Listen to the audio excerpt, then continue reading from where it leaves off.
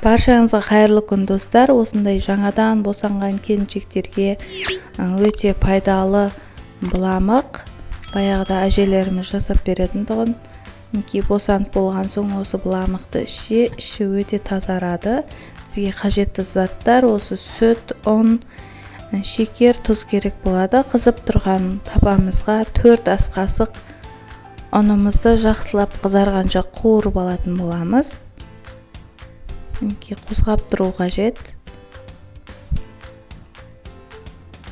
Сосын мұздай сүтімізді қосып, жаңағыдай қуырып алған ұнымызды ішіне салып, венчиктің көмегімен жақсылап араластырып, түйіршігі қалмауы керек.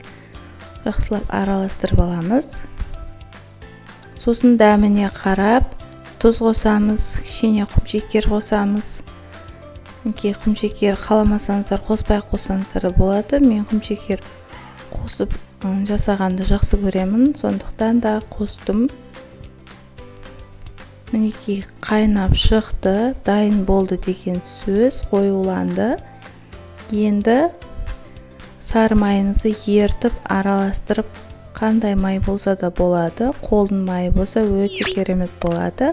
Мінекей достар, арнама тіркелмеген болсаңыздар тіркеліп, лайк басып кетіңіздер. Сау болыңыздар, ас болсын.